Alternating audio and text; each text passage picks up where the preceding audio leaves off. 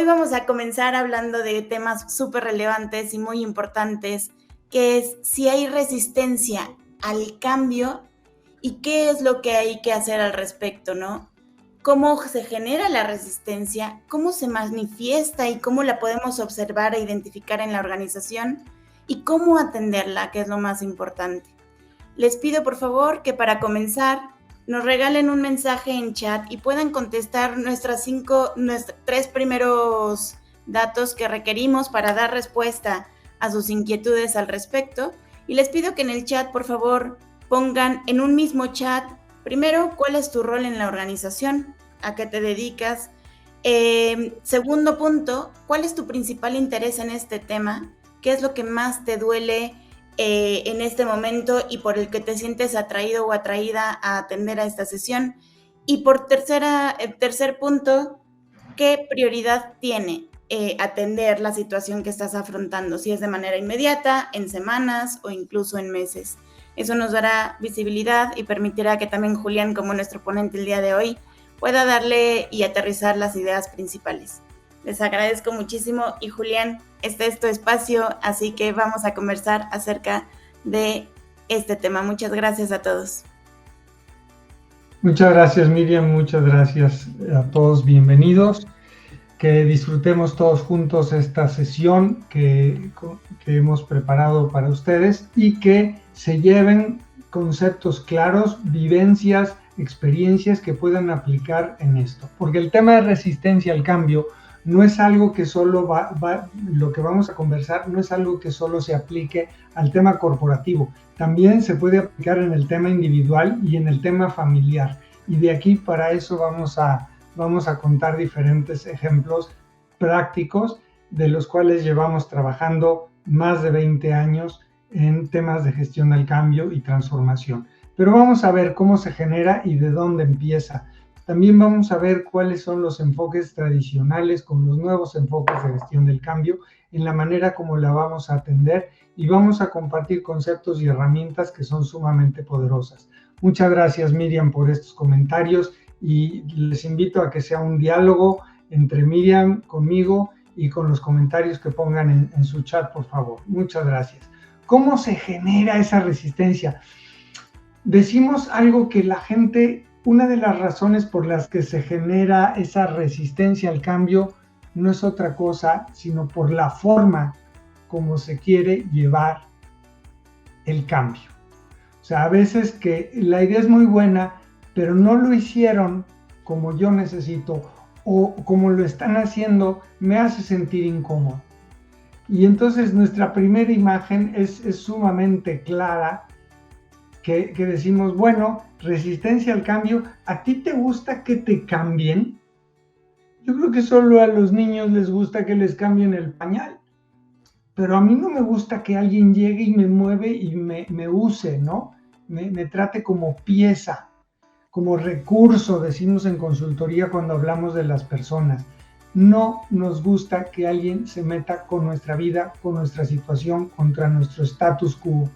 Y si se requiere hacer un cambio en la organización y depende de la organización de que yo colabore, de que yo construya y de que yo cambie, no es lo mismo el que yo cambie por gusto, por decisión, por conciencia, a que me quieran cambiar cuando ellos quieran, porque ellos quieran y como ellos lo quieran. Y esto es un ejemplo sumamente poderoso. En una de mis vidas profesionales llevé la dirección de recursos humanos de una empresa internacional y era muy fácil desde esa posición vamos a hacer un cambio, vamos a hacer esto y no sé qué, ¿no? Como que muy a lo que hay que hacer y pasabas por encima de quien fuera en el enfoque tradicional de recursos humanos con tal de conseguir objetivos organizacionales. Pero una vez ese cambio me afectó a mí directamente y era yo el que tenía que salir de la empresa. Una cosa es, como tenemos un dicho en México, que se haga la voluntad de Dios en los bueyes de mi compadre, a que se haga la voluntad de Dios en mí. Y en ese sentido, ahí fue donde dije, a ver, el cambio para todos, pero ¿yo por qué? Y eso me permitió sentir en carne propia algo que desde el punto de vista cómodo de director del cambio y de director y gestor del cambio no lo tenemos en cuenta.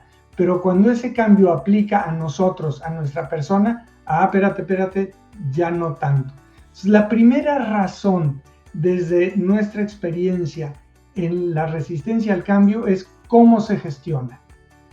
¿Que me quieren cambiar? ¿O que me quieren hacer una invitación? ¿O me quieren hacer una propuesta? Un ejemplo que damos claro es, si tú quieres que un inversionista venga a tu empresa, invierta, se asocie contigo, tú no lo engañas, tú no lo forzas, tú no lo estás haciendo nada de lo que le presentas la idea coherente, le presentas la idea buena, le presentas la idea honorable. Y entonces sí, pones guapo los números, que sean coherentes, que haya integración, que sea buena la propuesta y además la haces muy bonito y pagas unos PowerPoints y unos eventos sensacionales. Porque tú no te sientes con la autoridad y no la tienes de controlar la decisión de la otra persona. Pero cuando esa persona es un empleado que sabes que depende de su nómina para vivir, en muchos casos, entonces tú dices, pues de ahí me agarro y yo hago el cambio cuando yo quiera, porque yo quiera y como a mí se me antoja, porque a mí se me ocurrió. Entonces, ese es uno de los factores donde la gente se empieza a resistir al cambio.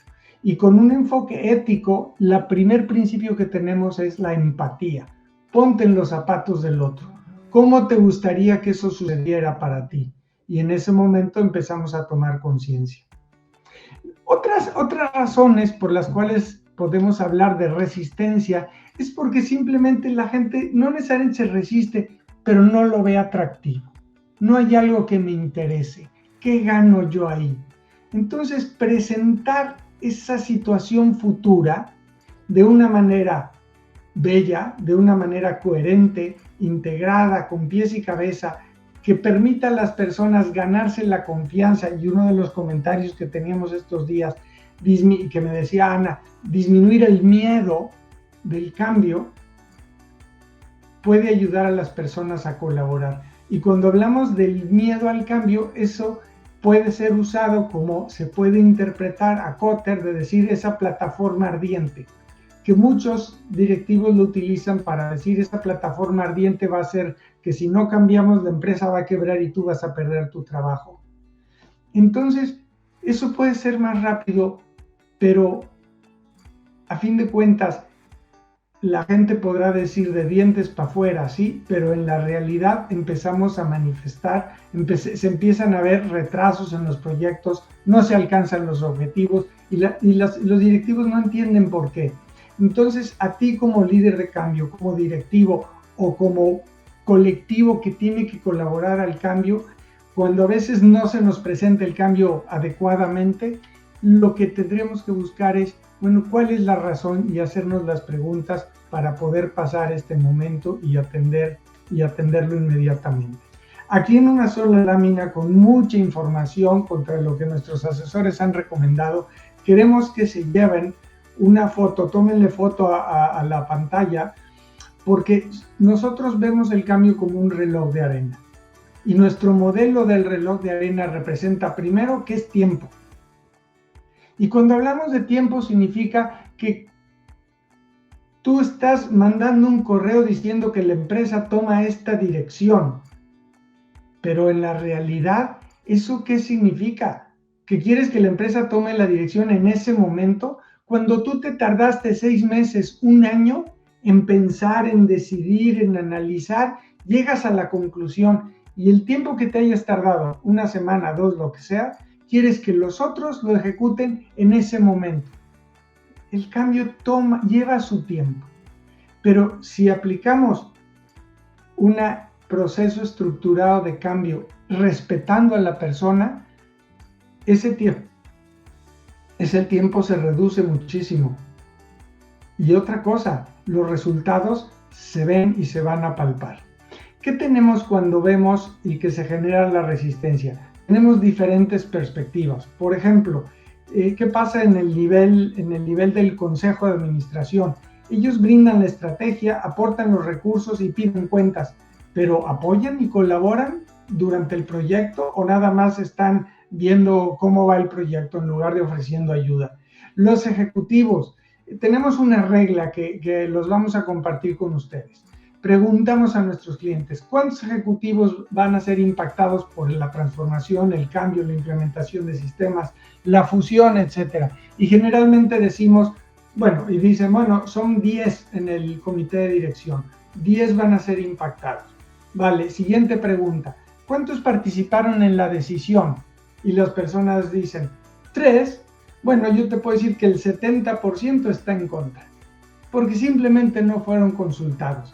Entonces, desde ahí viene que los managers, los mandos medios y el resto del equipo se voltea arriba cuando alguien anuncia el cambio y sus jefes dicen, pues no los van a ver tan convencidos, porque todos los directivos quieren ganar más y gastar menos, pero la forma como se quiere lograr no necesariamente coinciden todos, y entonces esto es sumamente importante.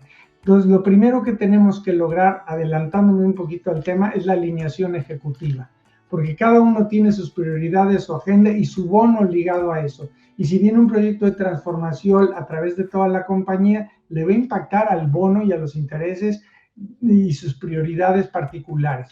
Entonces, eso ahí viene una resistencia que se va a ver en el apoyo en hechos que va a dar a los mandos medios y al proyecto. El equipo de proyecto muchas veces es integrado sin preguntar, sin avisar, y de un día para otro te reportas a tal persona, cuando no es un equipo que haya trabajado junto en un proceso de transformación. Entonces ahí empieza a tener otro tipo de impactos y de resistencias, y el proyecto todavía no ha iniciado. Y luego vamos con los managers y queremos y los tratamos como si fueran uno más, cuando hay que respetar la responsabilidad que tienen y la dignidad que tienen como mandos medios. En ese sentido, no se deben de enterar al mismo tiempo que el resto de la organización de un cambio, porque yo voy y le pregunto a mi manager de qué se está tratando esto, y el manager, ¿qué te va a decir? Pues yo tampoco sé, valiente jefecito tengo si a él no le dijeron de qué se trata. Lo importante es que ellos sean tratados como una audiencia particular, especial, y se les dé el trato digno de ese derecho de primera información sobre el proyecto, y que se aclaren todas sus dudas, porque si no ellos no van a colaborar, y entonces, y la gente pues menos. Entonces, es una actividad importante que tenemos que hacer. El equipo de gestión del cambio, la pregunta es, ¿qué porcentaje del éxito de tu transformación depende de que la gente quiera, sepa y pueda hacerlo? No, pues el 90%. ¿Y cuánto estás invirtiendo en gestión del cambio? No, pues nada, o 2% del proyecto.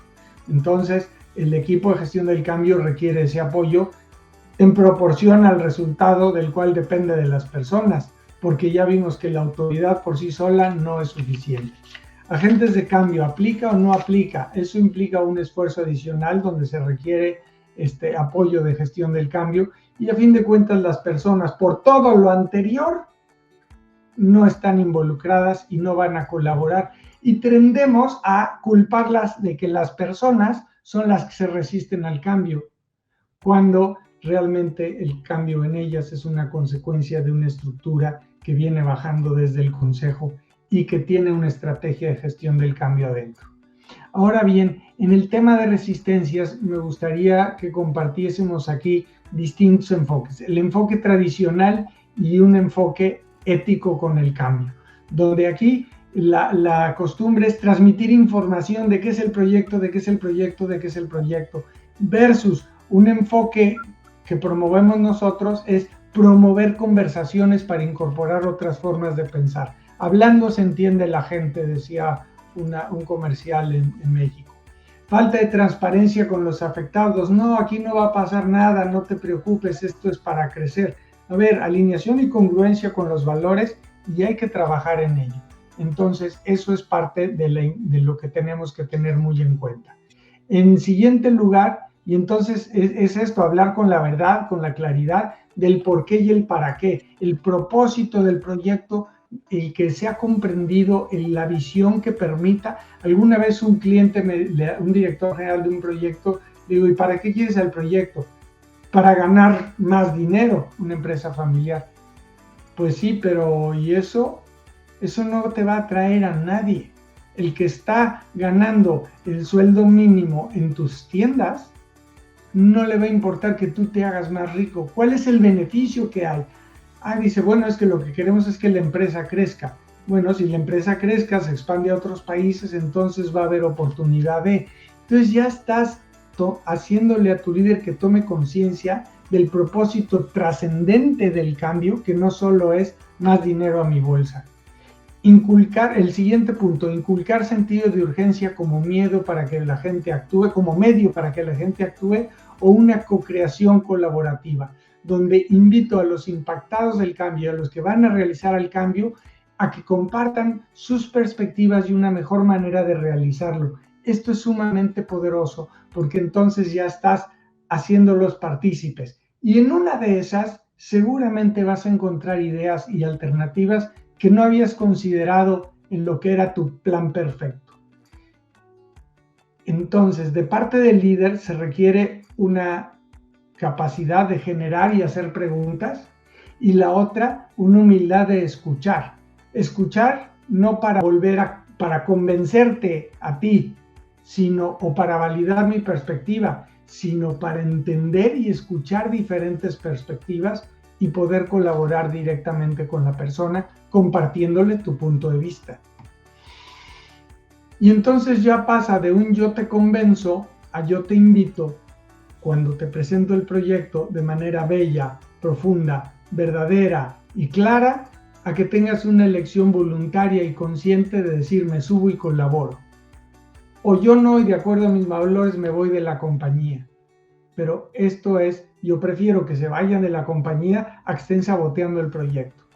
Y con esa apertura de claridad se les muestran escenarios distintos que ellos no comprenden, y ahorita vamos a hablar cuál es ese método para hacerlo. Culpar a la gente, como habíamos dicho, o entendiendo las respuestas del cambio como algo genuino de las personas. Entonces, eso es un punto sumamente relevante. Pero también hay que ver las cuestiones de hecho que pueden generar una resistencia al cambio. En la conferencia pasada hablábamos de saturación del cambio. O sea, por más que pongas que haya 9 chicas tratando de dar a luz a un niño, no lo van a hacer en un mes. Entonces hay literalmente cuellos naturales de botella. Pero descartando eso y haciendo una planeación adecuada, tenemos que puede ser una respuesta a algo objetivo del cambio. A ver, este movimiento de sede me va a tomar 1 hora más de transporte. Entonces ahí no quiero. ¿Cómo ayudo a las personas una vez que entiendo su situación? 2, es simbólico. Ni hablar de dejar de tener mi despacho en la planta de dirección. Cuando se abrían las oficinas y se quitaban los privados, muchas personas dijeron, no, mi privado, trabajé 20 años para tener un privado y ahora me dices que la moda es tener espacios abiertos. ¿Eso cómo es posible? Entonces puede haber una resistencia que le llega a una necesidad personal y que tenemos que atender, ¿no? ¿Cuál es el símbolo que representa el cambio de esta manera simbólico o imaginario? Va a ser súper complicado, va a salir mal. Todo esto en conversaciones lo podemos hacer sumamente creativo. Y cuando hablamos de tocar el corazón de la persona, hay que generar a través de la empatía esa comprensión de por qué las personas el cambio puede representar algo distinto en cada una de ellas. Porque en esa transición se genera un desbalance entre lo que tenemos, lo que queremos perder o lo que perdemos y lo que esperamos llegar. Y para eso usamos esta pirámide que son las detonadores del cambio, que son sumamente poderosas. Y los invito a que piensen ustedes en este tema del cambio, de decir, ¿cuál es la P que a ti te mueve? ¿Tú te gusta controlar? ¿Te gusta tener la certeza de algo? Por ejemplo, en implementaciones en el sector de hospitalario, decimos que los médicos se resisten a cambiar el sistema. Cuando indagas, no es que se resistan, ellos tienen una respuesta a su agenda, a su preocupación, que es la salud del paciente. Y cambiar un sistema puede poner, si no se hace bien, poner en riesgo, en alto riesgo, el control del ciclo de atención al paciente. Por lo tanto, si ellos no sienten esa certeza de que esto va a estar bien, entonces hay una respuesta de decir, yo no avanzo. Entonces, no hay que confundir las respuestas genuinas y reales con una resistencia. Más bien hay que escucharlas y entenderlas. Entonces en los médicos se da la certeza y el control. Pero hay otras áreas donde lo que importa, otras culturas donde lo que importa es el parecer. En un proyecto en Alemania, que estábamos haciendo una transformación, de repente, es que el problema es que van a perder el company car, el auto de la compañía, su BMW. A ver, en esos cambios, si lo que les preocupa es la imagen de tener un BMW en el auto de la compañía, ¿no se podrá hacer algo para que conserven el automóvil, aunque no sea de la compañía? Si lo que les importa es el qué dirán por la cultura, por la empresa en la que se trabaja, pues vamos atendiendo esas genuinas necesidades de las personas. Como ven, estamos hablando de Maslow aplicado a la gestión del cambio. Una forma de entender de qué P requiere cada persona, la más sencilla es que entiendas cuál es la P tuya, cuál es la P que te mueve, cuál es la P que en un cambio no te gustaría perder. Y en ese momento hay que ayudar a las personas a reinterpretar el cambio. Estoy yendo sumamente rápido, por favor, sus preguntas en el chat, bienvenidos. ¿Cómo se manifiesta? Y tuvimos varias preguntas. ¿Cómo se manifiesta el cambio? Bueno, pues una de ellas, se van a aumentar quejas y conflictos y van a decir, pasa esto, pasa el otro, con razones, por supuesto, poderosas, reales, tangibles, pero la realidad en el fondo es que hay alguien o hay grupos que no están cooperando bajo compromiso con las nuevas iniciativas. Sí, a todas, como dice una canción en México, a todo digo que sí, pero no digo cuándo. Productividad, baja la productividad, hay distracción, empieza a haber rotación de personal, sobre todo en el equipo de proyecto, sabotaje o incumplimiento de nuevas políticas. Recién escuchábamos, no, es que empezamos a sabotear el proyecto, consciente o inconscientemente, porque no me avisaron, porque no me invitaron, porque no lo entiendo o porque pienso que no me va a ir bien en este cambio. Retrasos, es otra forma de ver, y aquí me hacían el comentario, decir, ¿cómo detecto resistencias ocultas? Bueno, estas son algunas manifestaciones. Cuando se está retrasando un proyecto, cuando le das un doble clic y le vas rascando, que encuentras hay alguien o algo que está haciendo que se retrase. Y eso es una resistencia. O, como decimos en la parte ética, que no es solo cambiar de vocabulario, hay alguien que está respondiendo de manera negativa a la invitación del proyecto. Y entonces cuando se empieza a retrasar, algo está fallando. Puede ser material, no hay recursos, sí. Puede ser técnico, no hay conocimiento, no hay experiencia. El project manager no está certificado, el líder del proyecto no lo ha hecho antes. Y eso es sumamente relevante. Pero la otra es que se está retrasando porque la gente no está entendiendo o porque no quiere. Pero esas son señales. Y si tú le vas buscando dónde, quién, cuándo, a qué horas, encuentras a la persona que no está colaborando. Pero esa es la pregunta. Sí, Miri. Guadalupe escribe en el chat, oye, ¿y si existe un bajísimo compromiso con las iniciativas de cambio, cómo no frustrarse? Totalmente. Y en eso me regreso a esta parte. ¿Te acuerdas cuando estábamos hablando, Guadalupe, de los ejecutivos? Si el ejecutivo no da la prioridad y eso no entra como prioridad y está en los objetivos de negocio, y me pasó acá en Madrid con una empresa donde, sí, eso se lo dejo al de sistemas y no hay una directriz estratégica de decir todos vamos a por ello. Entonces, por lo pronto, sí es frustrante, Guadalupe, pero no te eches a ti la responsabilidad de liderar el proyecto. Tu responsabilidad es hacer que los ejecutivos estén alineados y estén trabajando. Y si no, que le pongan, que no esté sobre tu cuello, ¿no? Quien tiene la autoridad tiene la responsabilidad, pero que tenga ese apoyo ejecutivo. Y si no, entonces negocia tus plazos y condiciona. Eso es algo de lo que se tiene que hacer. Muy bien. También Lourdes menciona, Julián, en tu experiencia, ¿cuál es la mejor forma de medir y hacer evidente esto a los líderes de proyecto?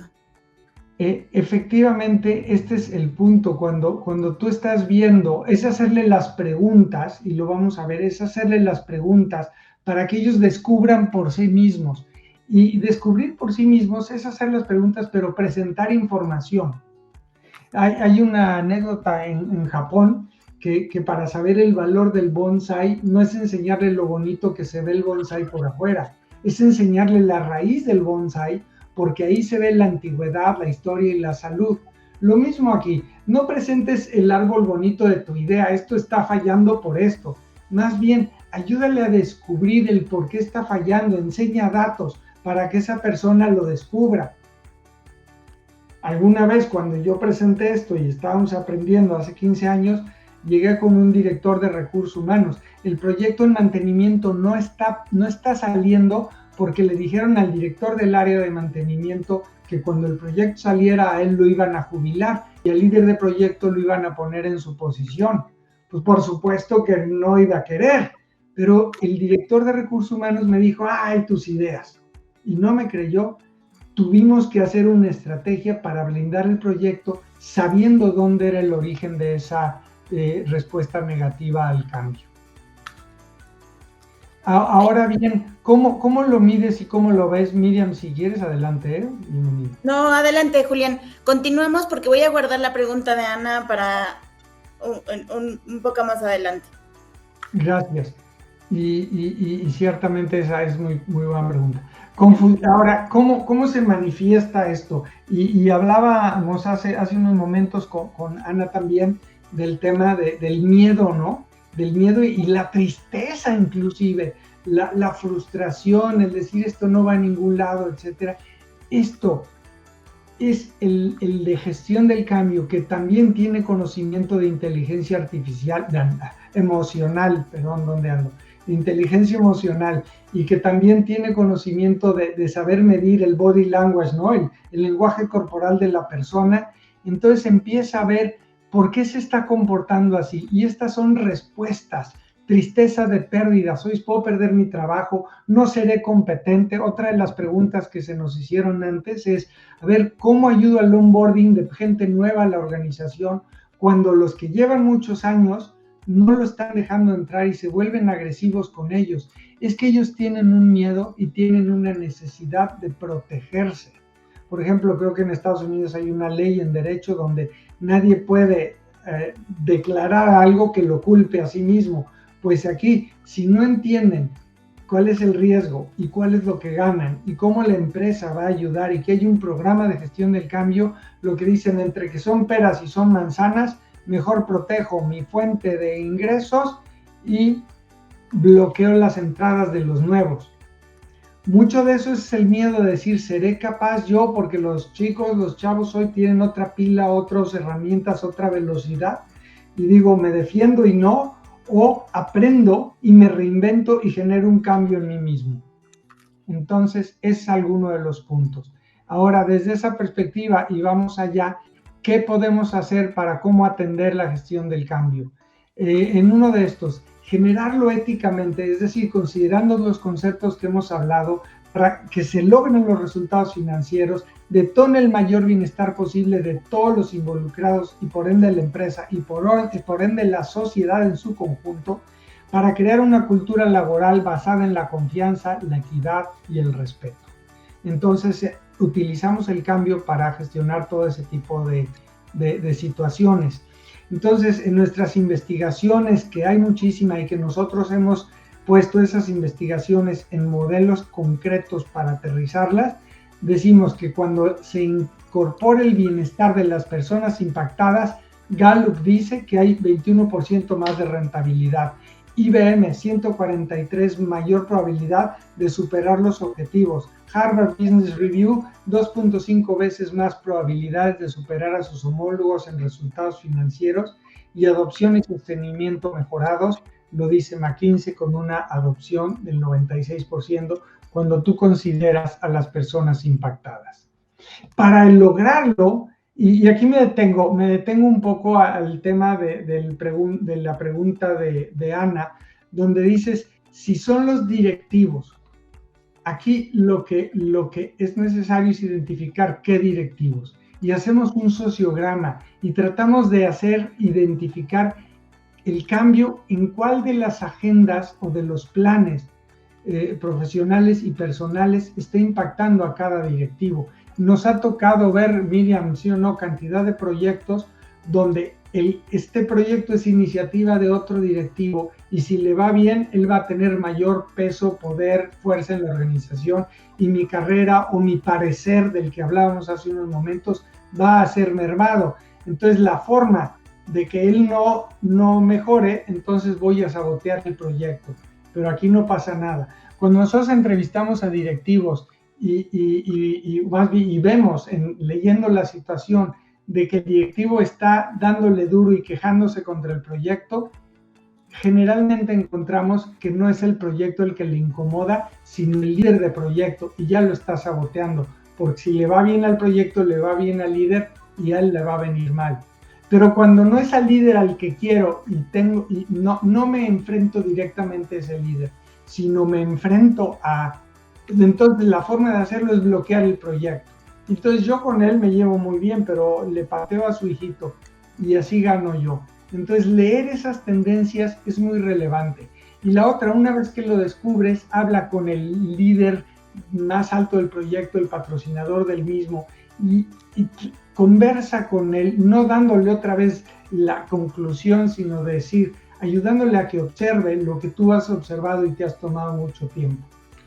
Y pedir apoyo. Lo que sí te diría es que no asumas tú la responsabilidad del proyecto, porque tú eres el facilitador del cambio, no el responsable del proyecto. Si eres el project manager, entonces tú tienes que gestionar las actividades. Si eres el líder de proyecto y te hicieron responsable, no asumas una responsabilidad de la cual no tienes autoridad. Y entonces necesitas trabajar con gente del equipo ejecutivo para ir creando una red de alianzas en ese sociograma a favor del proyecto. Pero es importante que identifiques por qué sí y por qué no. Hasta ahí vamos.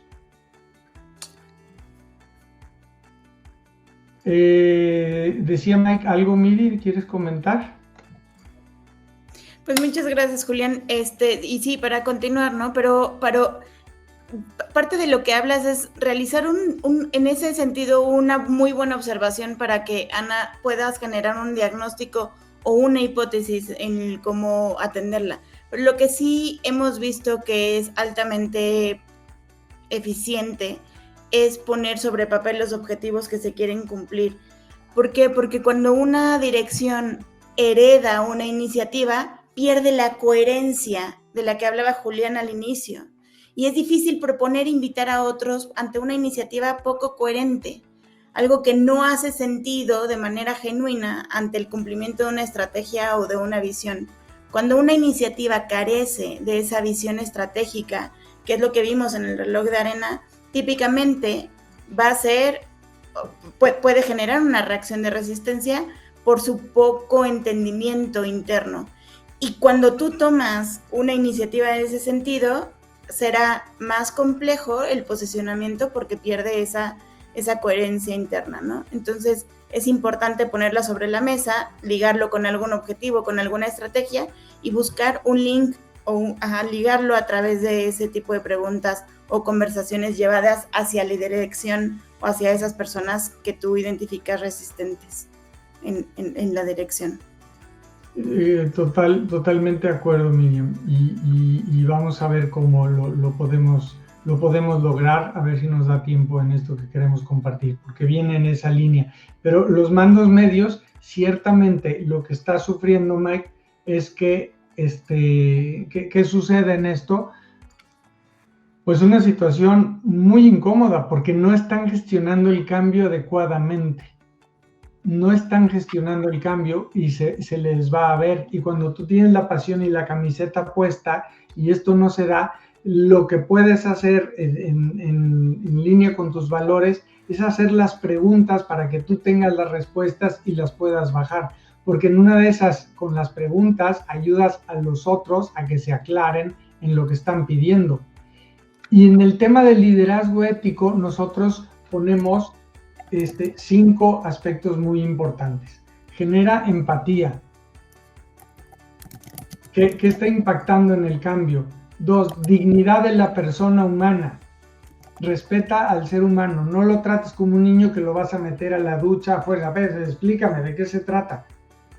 A veces hablamos la semana pasada, Miriam, de hablar con que un papá obliga a las personas, pero ahora en la educación actual tienes que tener un proceso de convencimiento importante y dar ese tiempo. La necesidad de significancia, respeta la necesidad que tiene cada persona de aportar, de valer, de ser tomado en cuenta, no nada más ser cambiado, ¿no? Porque no estás cambiando pañales. Justicia distributiva, no es lo mismo lo que se pide que una persona aporte. Por ejemplo, en la pandemia, conocí empresas, te bajo el sueldo a la mitad, porque yo no quiero salir perdiendo. A ver, o sea, los 1,000 o 500 euros que me estás descontando, para mí es todo, y para ti es nada. Es la distribución, la justicia distributiva, no es tratar a todos por igual, es tratar a todos sabiendo las diferencias que hay. Si vas a hacer un recorte de personal de todos los puestos medios, a ver, elige a las personas que menos impacto les genere, no nada más agarres el puro numerito y el Excel. Esa es parte de la justicia distributiva y por eso estamos apelando a que los directores tengan la empatía para ser justos de una manera natural. Y esto se ha perdido muchísimo. Y esto enfatizamos cuando queremos hacer un cambio guiado por valores y principios.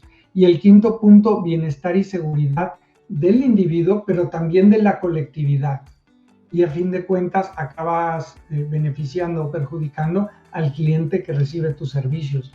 Y más si estamos hablando con temas en un call center, ¿no? Donde son la cara con tu gente o tu equipo comercial, son la cara con tus clientes, tu equipo de servicio y soporte al cliente. Eso hay que tener mucho cuidado. Dentro de esa perspectiva, el enfoque ético que tenemos, nuestro modelo de trabajar es, haz preguntas para que la gente descubra escenarios que generen conversaciones significativas y co-crees una narrativa poderosa y brinda apoyo. Otra vez, haz preguntas, provoca conversaciones de que la gente se ilustre, se ilumine, descubra otras perspectivas, y eso no es otra cosa más que técnicas de coaching aplicadas a la transformación. Co-crea una narrativa, no lo que dice solo el director o el comité, sino haz partícipe a los impactados por el cambio y brinde el apoyo. Ya estamos resaltando la justicia distributiva. Y para eso queremos compartir con ustedes este modelo, que es el corazón de otros modelos de cambio, pero es decir, vamos a trabajar en descubre, observa, ingenia y transforma. Es el Do It Change de Acertare, que llevamos aplicándolo desde el año 2004 como eje de nuestras transformaciones. Y entonces, ¿qué tenemos? En descubrir no es yo te informo y yo te digo, sino yo te hago las preguntas que me llevaron a hacer esa conclusión. Hace poco, Miriam, mi socia, y yo conversábamos. Terminó un proyecto al que vine a España y decimos, bueno, en esta situación, dados los datos del mercado, dada la estrategia, dada la historia, ¿conviene o no abrir servicios en España? Sí conviene, va. Entonces no es algo de que yo quiera o que me dijo Miriam te quedas allá o yo me quise quedar, sino descubrimos en un diálogo qué era lo mejor para la colectividad. Entonces descubrimos que era el momento de abrir oficinas en España y antes ni se nos había ocurrido. Luego, después de descubrir, preguntas es, observo, ¿conviene o no ya vi qué decisión tomo en esto que me impacta a mí como individuo y a nosotros como empresa. ¿Qué postura tomo? ¿Apoyo o no apoyo? ¿A favor o en contra? Y defino mi postura. Pero después de un proceso de darle, ¿cómo se llama? Cambiar mi mente, confrontar distintos tipos de ideas, y entonces yo decido y me comprometo. El tercer paso del Do It es ingeniar. Ahora, ¿cómo le hacemos? ¿Qué apoyos necesitas en México para continuar? ¿Qué apoyos necesito yo en España? ¿Cómo conversamos? Y entonces se genera esa lluvia de ideas, design thinking, brainstorming, cualquier herramienta que se necesita.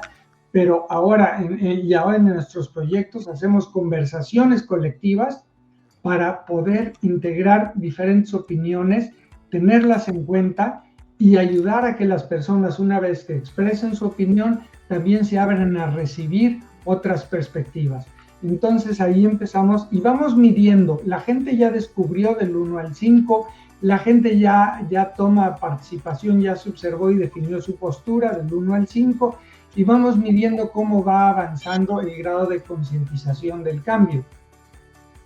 Y el último punto es manos a la obra. Entonces, ya cuando estoy co-creando, ya me hice partícipe del cambio y entonces empiezo a transformar, y ahí es donde completamos roles, responsabilidades, accountability.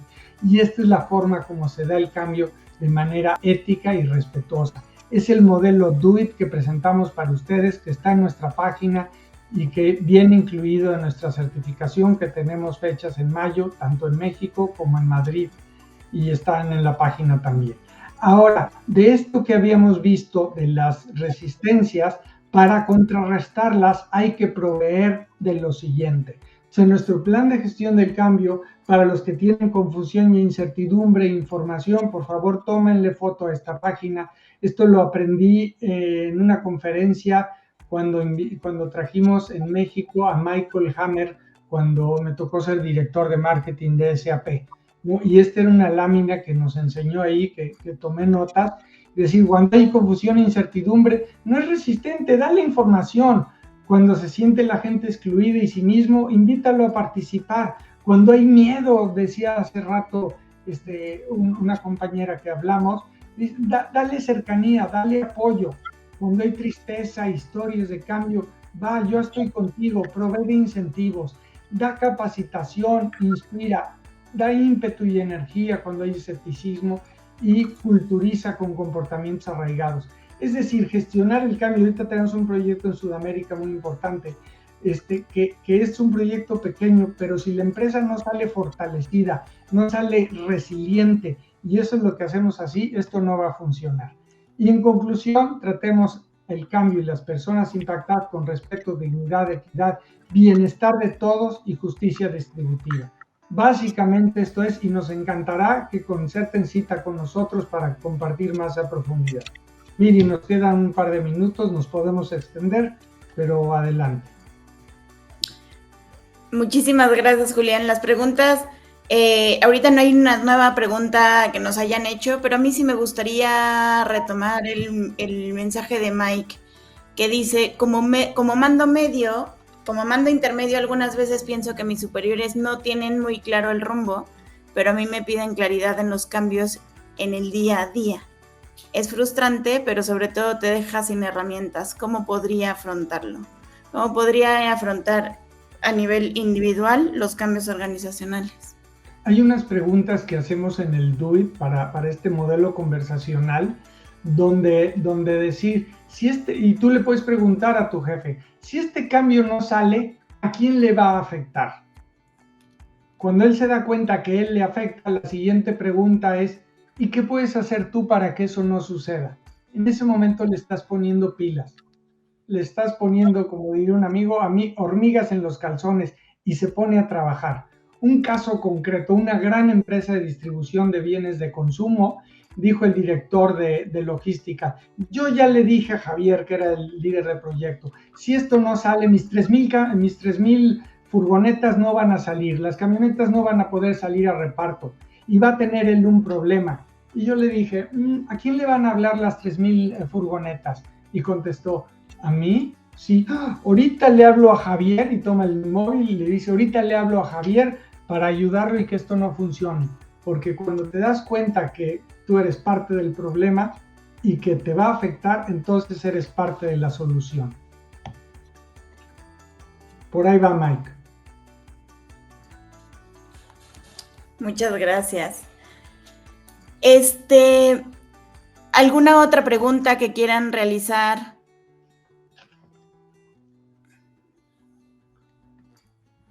Gracias, Berenice, por tus felicitaciones. Y desde aquí de España estamos dando soporte, ya están dando formación nuestros socios en Francia, en Alemania, en Suiza y en Estados Unidos ya recientemente también. Entonces cuenten con esto. Les agradecemos muchísimo. Este tema es para seguir conversando, sobre todo, como siempre digo, ¿no? Gestionar las reacciones ante el cambio es un tema de casuística. Cada uno hay que tomarlo, pero desde una perspectiva que entendamos que la manera en la que proponemos las iniciativas, en función de cómo demos, cómo recogeremos. Entonces, les agradecemos mucho por tu participación y por atender a esta conversación. Les recordamos que en nuestra página pueden ver las sesiones que tenemos próximamente en mayo, en Ciudad de México 14 y 15 de mayo y en España los días 22 y 23 de mayo. Entonces, ahí en la página pueden ver tanto la inversión, la forma de ejecutar, el contenido, etcétera. Y entonces estamos a su disposición para cualquier duda o aclaración que requieran. Estaremos muy contentos de recibirlos. Muchísimas gracias. Gracias, Julián, por tu tiempo, por compartirnos las experiencias que has tenido. Eso siempre nos ayuda a clarificar sobre los términos que estamos hablando, ¿no? Fuerte abrazo y gracias a todos por escucharnos y compartan estas ideas de trato ético y respetuoso de la gente, que para nosotros es motivo de vida. Realmente es importante. Cuídense mucho y gracias nuevamente. Buena tarde. Hasta luego, buenas tardes y buenos días en Latinoamérica. Hasta luego.